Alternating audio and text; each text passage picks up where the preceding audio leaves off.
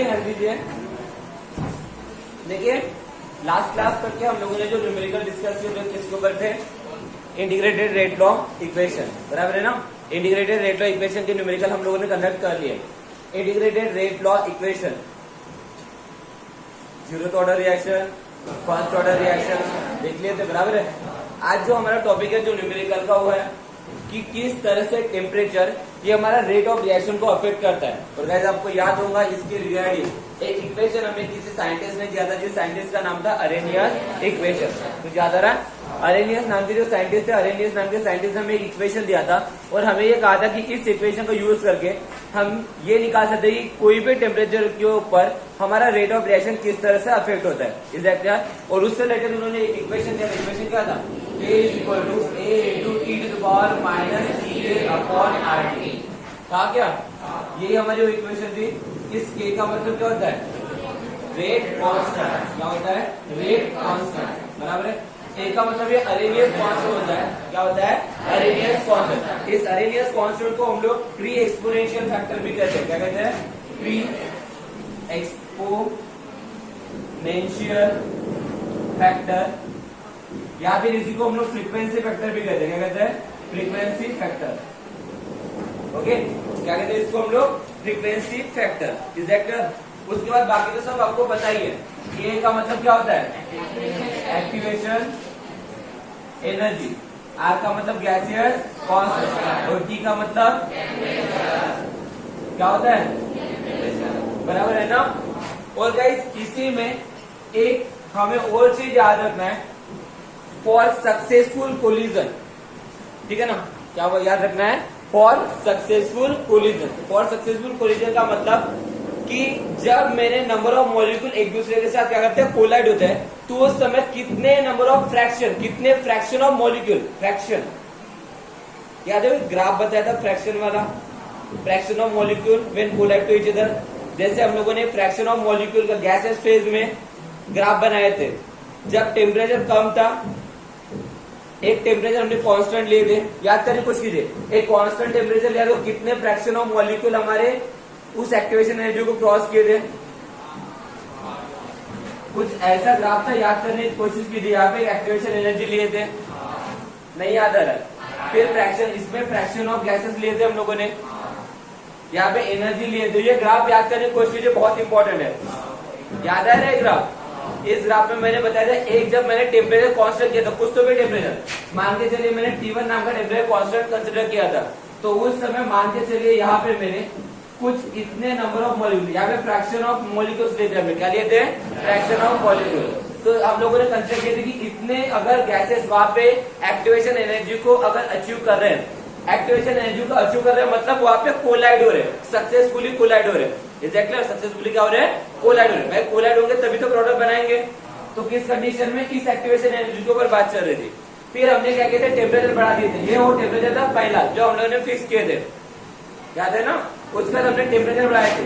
Temperature बढ़ाने की वजह से क्या होता है, याद है, more fraction of number of gases हमारे कोलाइड हुए थे एक दूसरे साथ और एक्टिवेशन एनर्जी को अचीव किए थे। इस ग्राफ को याद कीजिएगा, ये ग्राफ मैंने पढ़ाया था, कुछ याद है क्या।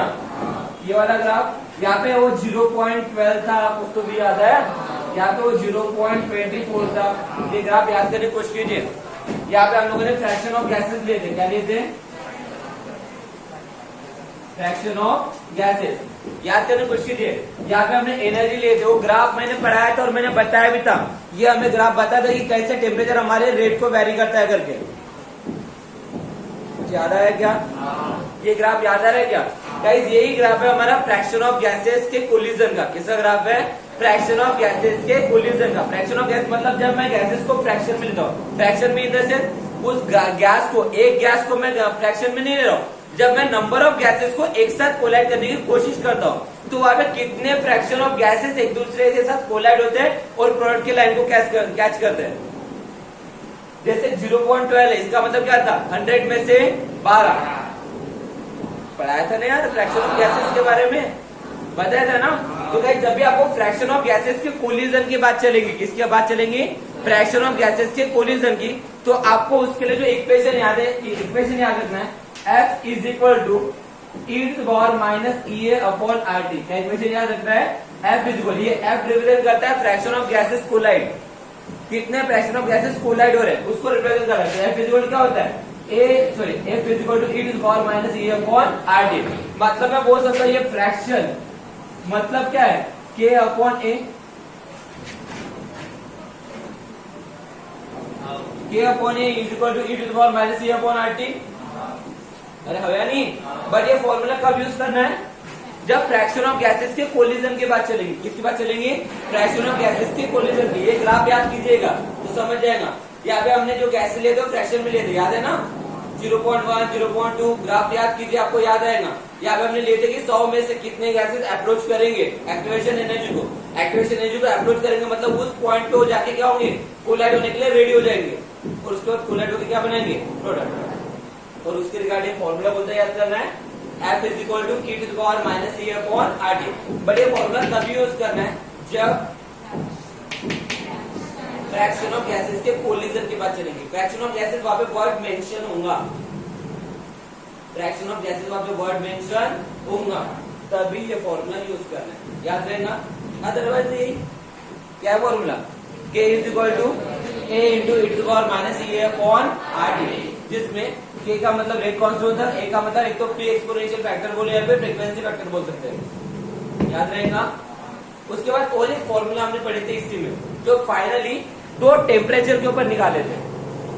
जब मेरा टेम्परेचर T1 होगा और टेम्परेचर T2 होगा, याद करने की कोशिश कीजिए। वो जिस तरह से मॉडल में था log to the base 10 K2 upon K1, कुछ याद है रखा? K1 upon K2, K2 upon K1, हमने वहां पे K1 अपॉन K2 निकाले थे। K1 अपॉन K2 निकाले थे, बस वहां पे साइन चेंज होगा, याद कीजिए। बताया था टेम्परेचर में, याद है क्या?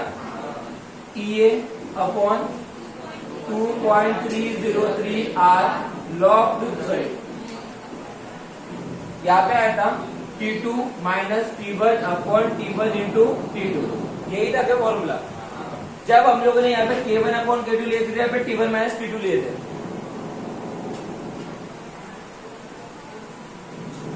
प्रूफ करा के दिया था लास्ट डेरिवेशन इस इक्वेशन का यूज करके।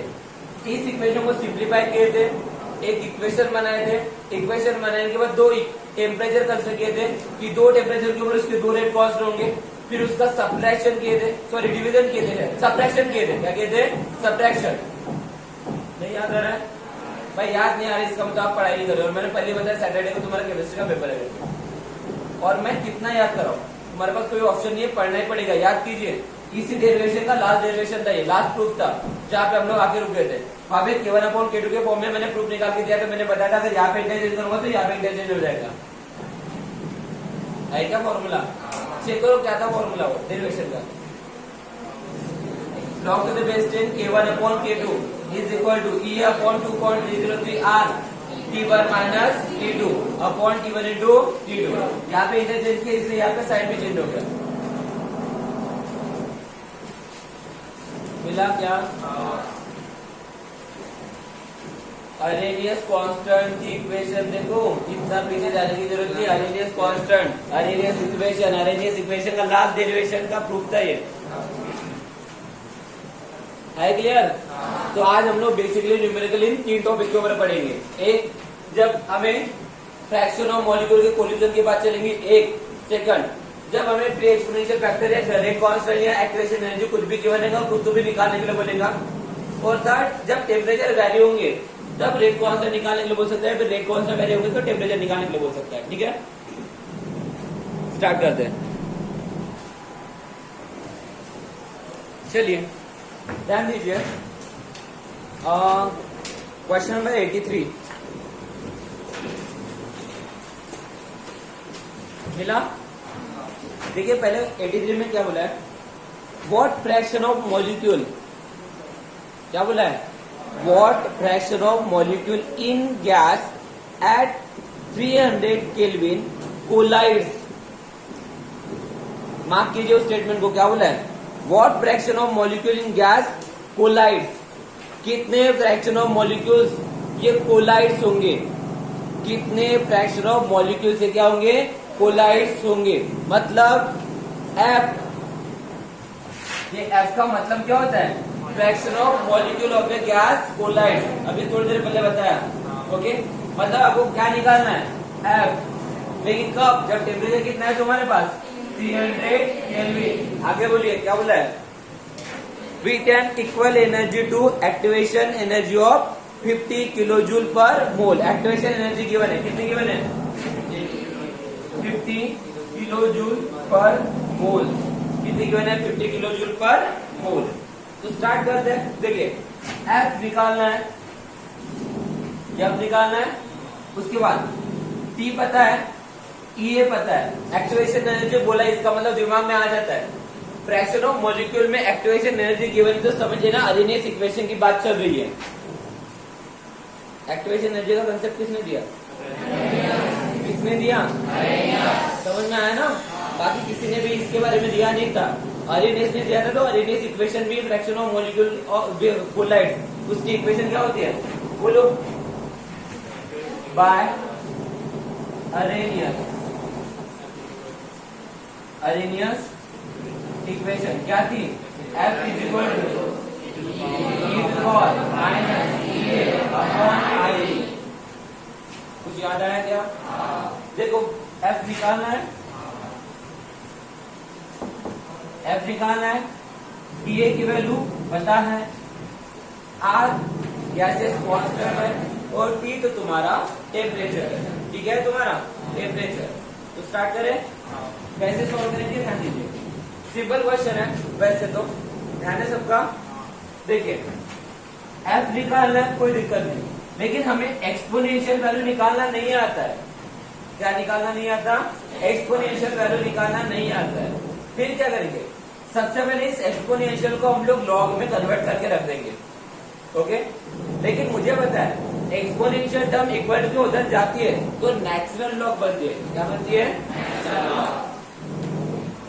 बनती है ना, लॉग थोड़ी ना बनती है, क्या बनती है, नेचुरल लॉग। तो क्या मैं इसको ऐसा लिख सकता हूँ, देखो ln ऑफ f, ओके, क्यों करना पड़ा इसे, क्योंकि मुझे एक्सपोनेंशियल वैल्यू निकालते नहीं आते, तो मैं उसको लॉग में कन्वर्ट करके निकालने की कोशिश करूंगा। ठीक है, तो ध्यान, ln of f is equal to, याद है नीचे, माइनस EA अपॉन RT। फिर से नेचुरल लॉग थोड़ी ना हमें निकाल जाता है, हमें लॉग निकाल जाता है, लॉग। तो नेचुरल लॉग को लॉग में कन्वर्ट करिए, क्या हुआ, 2.303 log to the base 10 f is equal to minus EA upon RT।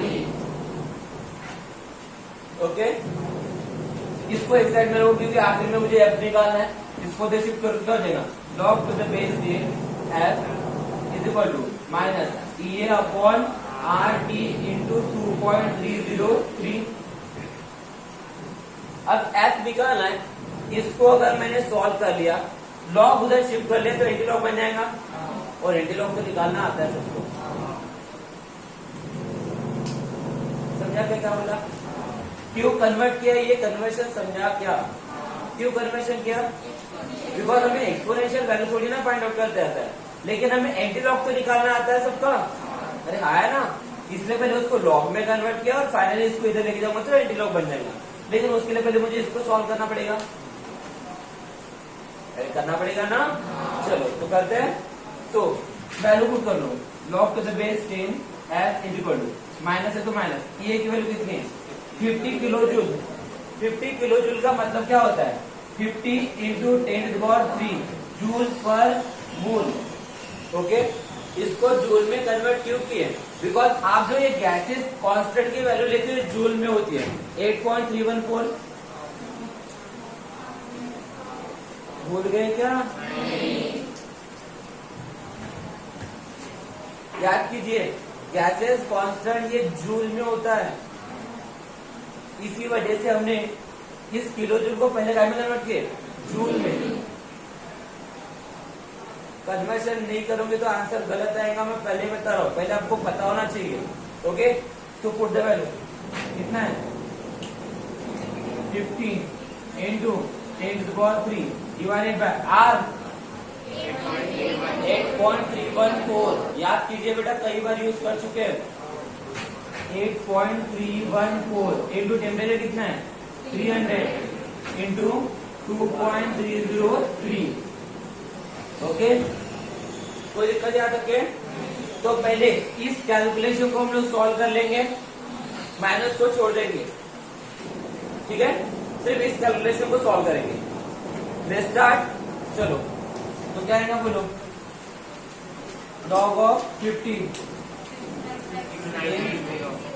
कितना? 1.6990। Okay, then log of 8.314, log of 300, log of 2.303।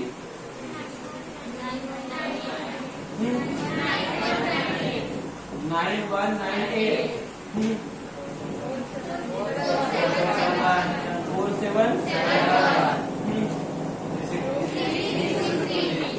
4623। ये तीनों मल्टीप्लिकेशन में थे, इसका एडिशन कीजिए। ओके, इसको यहाँ पे रख देता हूँ ताकि हमें ये अलग वैल्यू पता रहे। बोलो कितना होगा? 12 के 2 कैरी 1 बराबर है ना? ये 20 और 90 का 9 कैरी 1। देन 13, 14, 15 के 5 कैरी 1। 10 और 7, 17 के 7 कैरी 1 3। और इन दोनों का सप्रेशन करना है। करिए सप्रेशन। 10 में से 2 गए 8 में से 9 नहीं जाते। 18 में से 9 गए 9 बराबर है। यहाँ पे बच्चे 8 में से 5 गए 3। 6 में से नहीं जाते 2 उधारी। 16 में से 7 गए 9 पक्का। हाँ, एक यहाँ पे होता है 0 -3 बार। सही है, निकालो इंटीग्रल इसका। Integral of 3 bar 0.9098 into 10 to the power -3।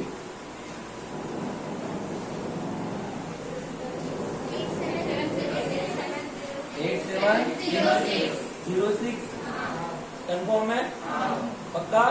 चलो, पहले डिजिट के बाद पॉइंट, पुट द वैल्यू। क्या है ना, बोलो। 8 पॉइंट, ये माइनस है ना, भूलिएगा मत। माइनस ऑलरेडी है वहां पे, दिखा क्या? Okay, 8.706 into 10 to the power -3 into 10 to the power 3। ये गेट कैंसिल। तो बचा कितना? log to the base 10 f is equal to what? -8.706। कोई दिक्कत याद रखे बेटा? अब ये log इधर शिफ्ट कर सकते हैं, तो क्या हो जाएगा? f is equal to anti log of -8.706। सही है क्या? कोई दिक्कत? कोई डाउट बेटा? क्या?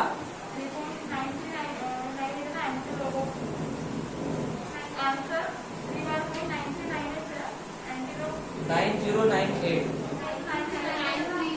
यहाँ पे कितना होना? 9398 होना। हाँ सही है।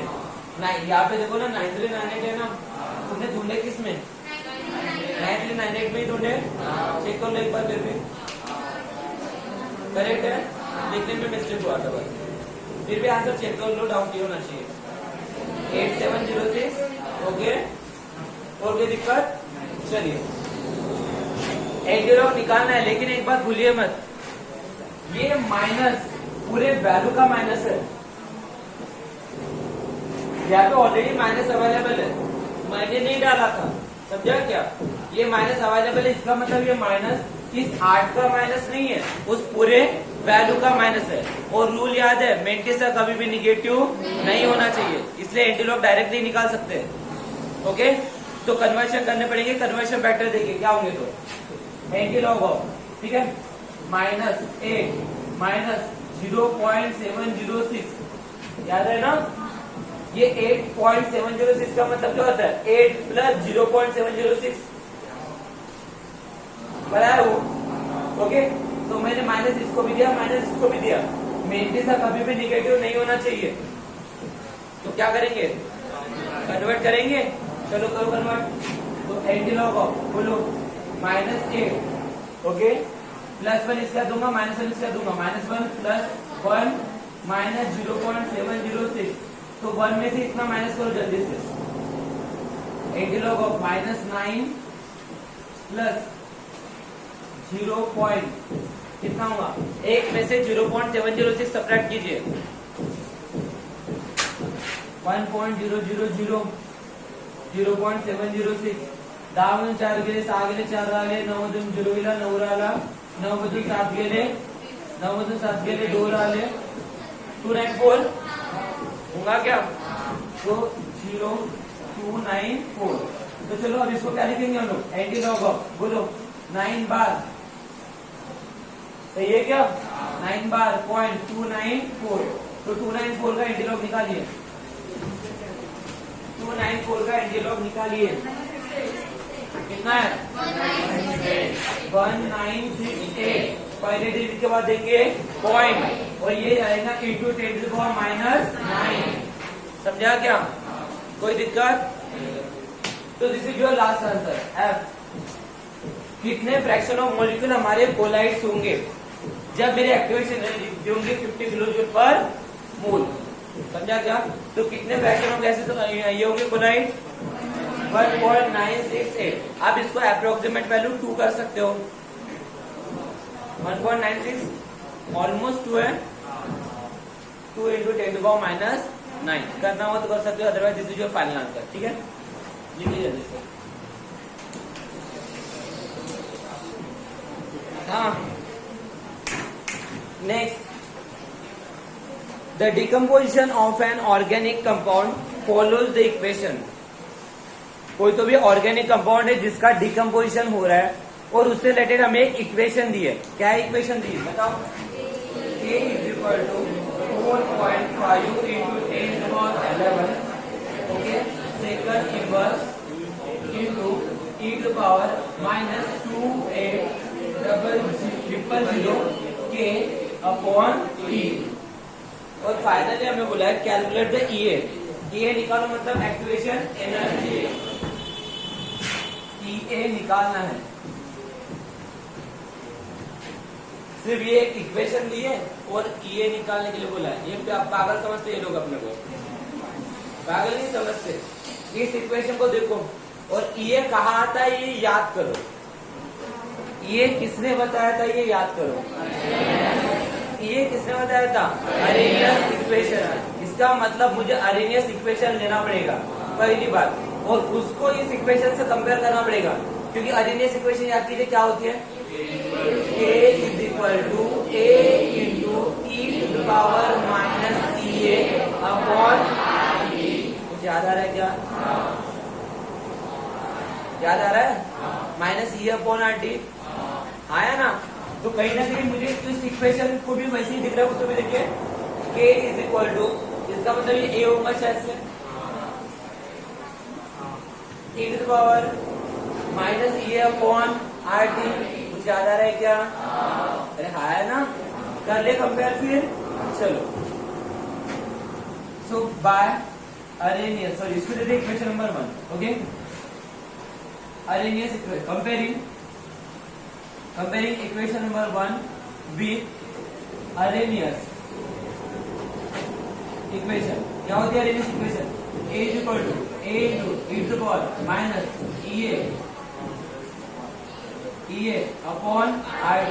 होता है क्या। थोड़ा सा कंपेयर करो क्या दिखता है, ये देखो देखो K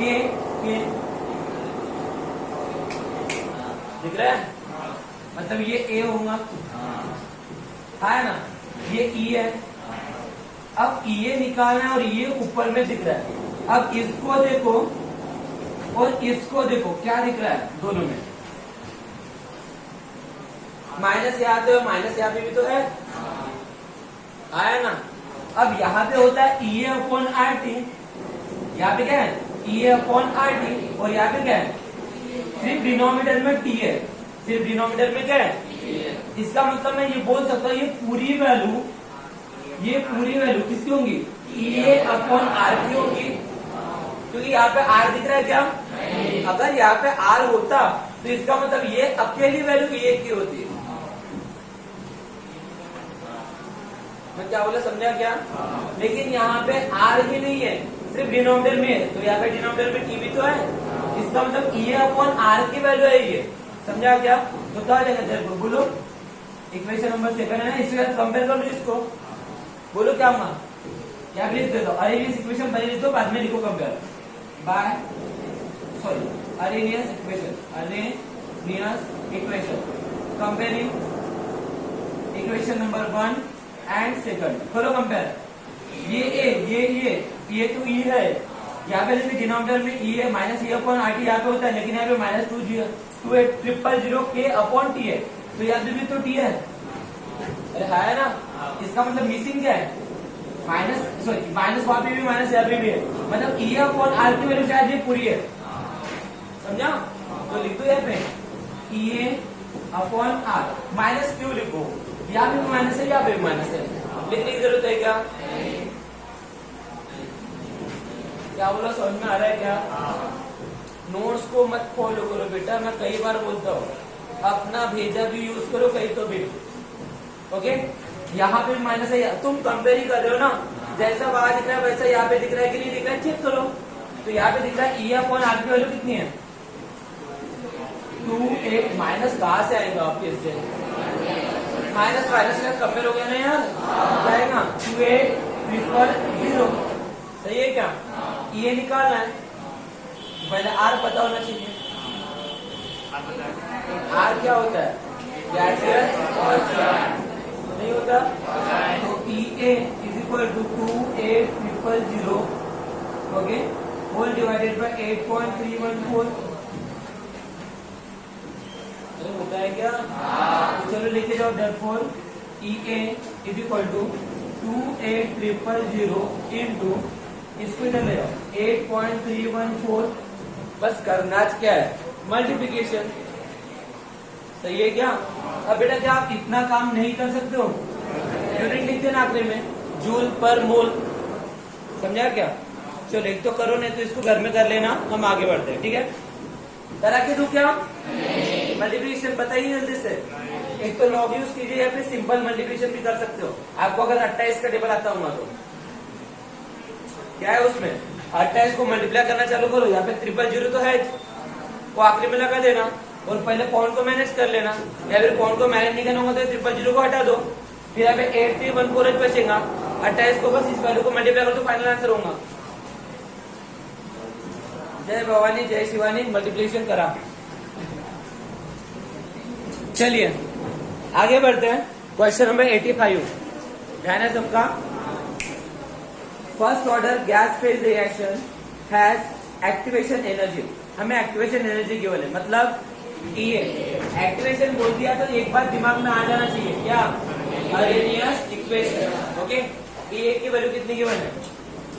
240 kilo joule mole inverse, joule में कन्वर्ट कर दो इसको, आर लगता है, कन्वर्शन करना ही पड़ेगा। सो 240 इंटू 10³ जूल मोल इनवर्स, कोई दिक्कत याद रखिए। आगे बढ़ते हैं। If the pre exponential factor is, pre exponential factor अभी थोड़ी देर पहले बताया था, फ्रीक्वेंसी फैक्टर या प्री एक्सपोनेंशियल फैक्टर मतलब क्या होता है? ए, और ए की वैल्यू की वजह कितनी? 1.6 into 10³ सेकंड इनवर्स, क्लियर है? अरे है ना? आगे बढ़ते हैं। What is the rate constant of the reaction at 600 Kelvin? मतलब जब मेरा टेम्परेचर ये 600 केल्विन है तो रेट कांस्टेंट कितना है? बताओ किसकी इक्वेशन यूज करूँ रे? Arrhenius equation. क्या यहाँ पे दो टेम्परेचर बोला है क्या? मतलब एक है जो पहली वाली equation, frequency sorry fraction of gases वाली यूज करूँ या रेट कांस्टेंट वाली यूज करूँ? सॉरी फ्रैक्शन ऑफ गैसेस वाली क्यों नहीं? क्वेश्चन में कहीं मेंशन ही नहीं है फ्रैक्शन ऑफ गैसेस के बारे में। वो इक्वेशन तब यूज करना जब आपकी काय के बाद चलेंगी फ्रैक्शन ऑफ गैसेस के कोलिजन की। समझा क्या? अदरवाइज यूज नहीं करेंगे। चलो तो क्या होता है radius equation by Arrhenius equation क्या होती है बोलो तो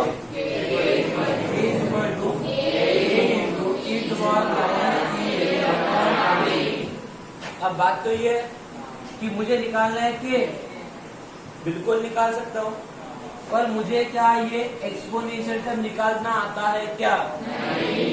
बोलो जल्दी से। नहीं। मतलब मुझे पहले क्या करना पड़ेगा? पहले इधर शिफ्ट करो, लॉग में कन्वर्ट करो और बाद में फिर ले जाके खेल खेलूंगा। समझा क्या क्या करूंगा? तो डायरेक्ट करूंगा क्या? नहीं। चलो आगे बढ़े फिर। फोर क्या देगा? k upon A okay is equal to T to power minus E A upon R T. अब ई अगर आएगा तो क्या हो जाएगा? Natural log. तो क्या होगा? L N upon K upon A. इसको पहले क्यों इधर शिफ्ट किया? समझा ना? ये डायरेक्ट उधर तो घुसा नहीं सकता था, समझा ना? For L N of K upon A is equal to बोलो minus E A upon R T. अब इसको कन्वर्ट कर दो तो क्या हो जाएगा बोलो? 2.303 log to the base 10 k upon a is equal to minus E A upon R T. ठीक है, इस 2.303 को उधर शिफ्ट कर लो तो क्या हो जाएगा? log to the base 10 k upon a is equal to minus E A upon R T 2.303। समझा क्या? अरे हवा नहीं। अब एक शॉर्टकट ट्रिक अगर बता दूं तो याद रखोगे क्या? नहीं बताता। ठीक है, आप नेचुरल लॉग में कन्वर्ट करने के बाद लॉग में जाने से बेहतर आप एक काम कर सकते हो, डायरेक्ट क्या कर देना। अगर आप इस एक्सपोनेंशियल को इधर लाते हो तो अगर इसको आपको डायरेक्ट लॉग में लिखना है तो आप क्या कर देना, इधर की जो भी वैल्यू है उसके डिनोमिनेटर में 2.303 से बस डिवाइड कर दो तो ये अपने आप लॉग में कन्वर्ट हो जाएंगे। नेचुरल लॉग में करने से बेहतर डायरेक्ट आप लॉग में कन्वर्ट कर सकते हो। देख सकते हो इसको और उसको ऑब्जर्व करो। इसके बाद ये इधर आएगा तो नेचुरल लॉग बनेगा ना। इसको इस इक्वेशन को इसको ऑब्जर्व करो। मैंने जब इस इक्वेशन को लॉग में कन्वर्ट करना था तो बस क्या किया, ये ई अपॉन आर टी जो नीचे आया उसके साथ डिवाइड क्या मिल दिया 2.30। समझा क्या? और याद नहीं रख सकते हो डायरेक्ट कन्वर्शन तो आप ये दो स्टेप लिख के भी लिखोगे तो कोई फर्क पड़ने वाला नहीं है। क्या आपने समझा क्या? तुम्हारी मर्जी, तुम डिसाइड करना। आगे बढ़े तो log to the base 10 k upon a is equal to minus ये की value 240 into 10 to power 3 divided by R की वैल्यू 8.314 इंटू टी कितना है 600 इंटू 2.303। सॉल्व करेंगे इसको। चलो देखो ये जीरो कैंसिल करो या डायरेक्ट करो? पूरा डायरेक्ट कर लेते, कैंसिल करने से बेटर। क्या फालतूगिरी करेंगे तो पता नहीं, करना होगा तो कर भी सकते हो, ऐसी कोई बड़ी बात नहीं है। ठीक है, बोलो log of 240 10 minute log of 240 log of 8.314 log of 600 log of 2.303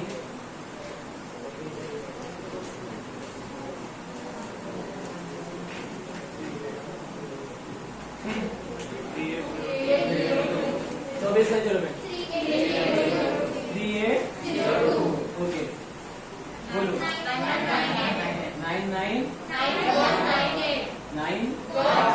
9198 okay 600 7782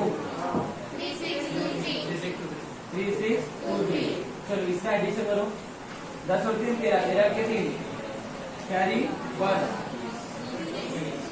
20 का 0 कैरी 2 ये 10 और 2 10 और 6 16 के 6 कैरी 1 10 और ये 20 का 0 कैरी 2 4 ओके। इन दोनों का करेंगे सब्ट्रैक्शन। करो 12 में से 3 गए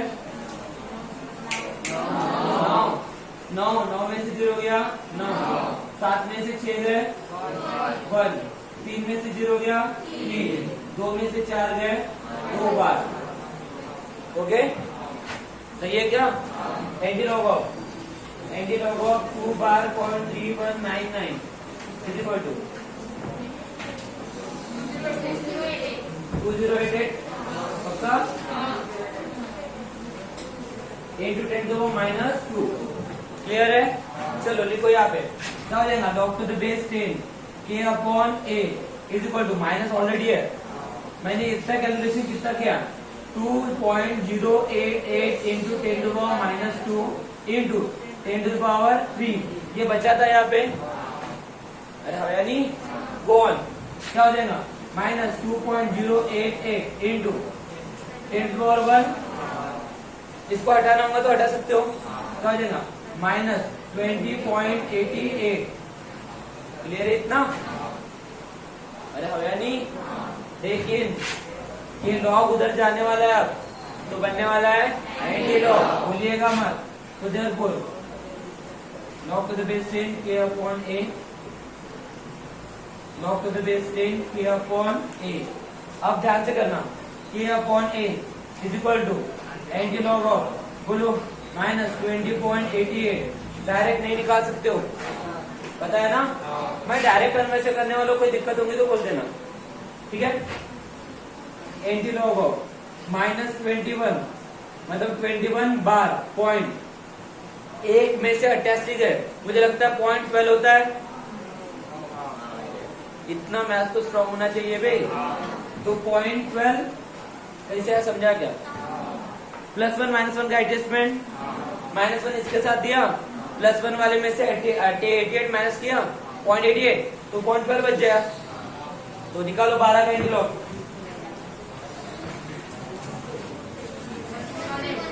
1318 इंटू 10⁻21। समझा क्या? आराम से बेटा गिर मत, ठीक है?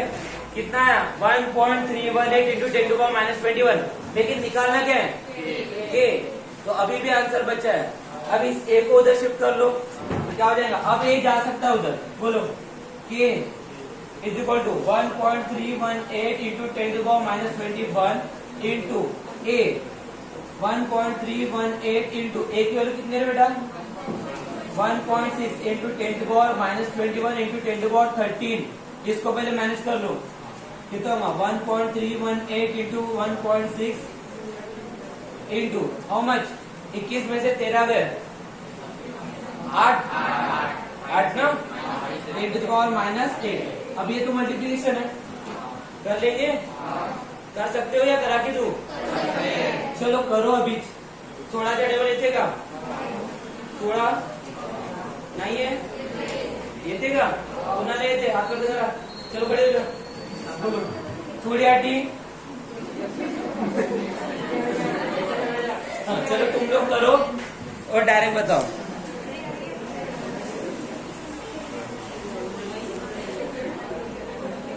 चलो तो मल्टीप्लिकेशन कितना आया 2.109 इंटू 10⁻8। ये फाइनल है। तो this is what rate constant for first order reaction. Unit लिख देना सेकंड इनवर्स, ठीक है? चलो लिखो जल्दी से। चलिए नेक्स्ट क्वेश्चन 86 देखिए जल्दी से, क्या बोला है? The rate constant for the reaction at 500 degree Celsius. Temperature काय में गिवन है? डिग्री सेल्सियस में गिवन है, भूलिएगा मत। होमवर्क देने वाला भी एक क्वेश्चन, इसलिए बोलो टेम्परेचर 500 डिग्री सेल्सियस मतलब उसको पहले केल्विन में कन्वर्ट करिएगा, ओके? मतलब हमें रेट कांस्टेंट गिवन है, क्या गिवन है? रेट कांस्टेंट कितना है 1.6 into 10⁻3 molar inverse second inverse. Exactly ये रेट कांस्टेंट है और टेम्परेचर कितना है वहां पे 500 डिग्री सेल्सियस। मतलब आपको टी पता है, टी पता है, के पता है, और व्हाट इज फ्रीक्वेंसी फैक्टर, मतलब A is equal to what frequency factor अभी बताया था। आगे भी क्या बोला है? इफ एक्टिवेशन एनर्जी मतलब ई ए कितना है 56 kilo joule, 56 kilo joule per मोल। क्या दिक्कत है बेटा? क्या ये क्वेश्चन नहीं कर सकते हो? करा के दो क्या?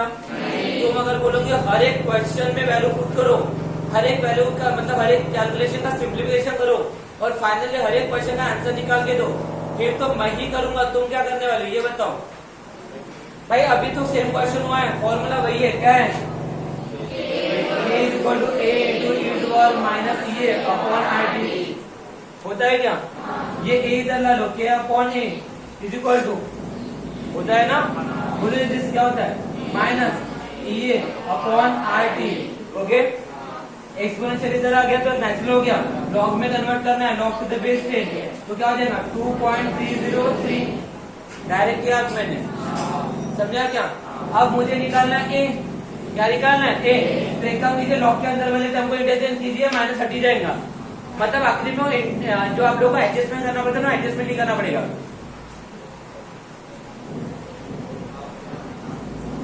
आप ये कैलकुलेशन करते हो, लॉग उधर शिफ्ट करते हो तो आपको माइनस होने की वजह से एडजस्टमेंट करते हो।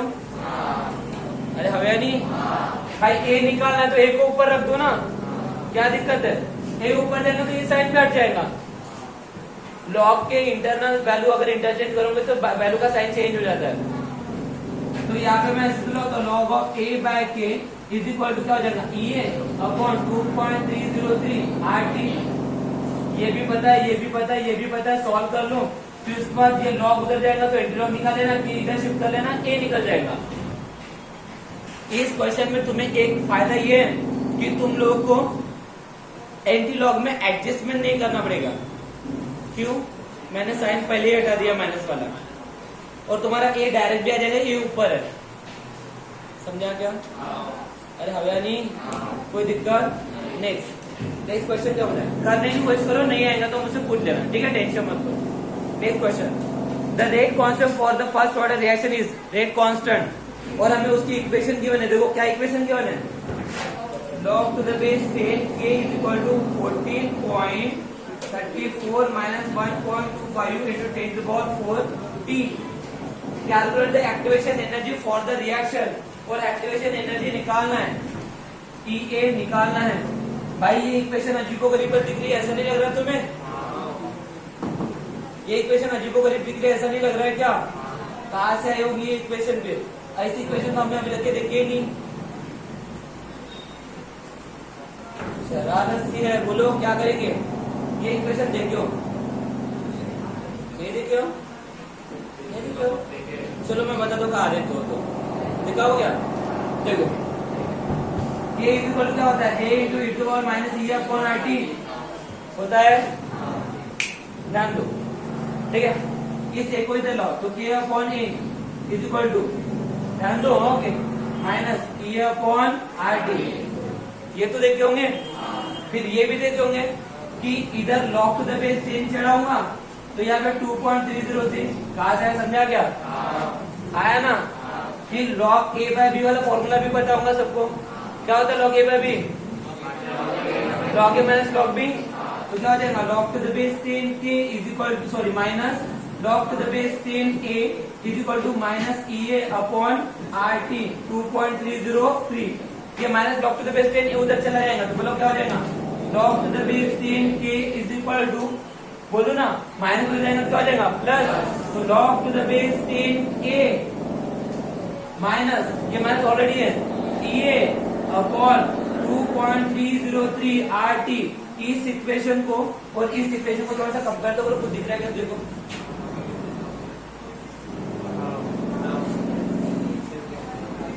दिखा क्या?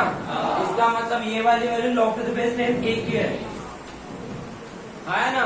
और इसका मतलब ये पूरी वैल्यू किसकी है? ए अपॉन 2.303 आर टी की है, समझा क्या? अरे हवे नहीं, कोई दिक्कत है? याद रखिए, समझा क्या?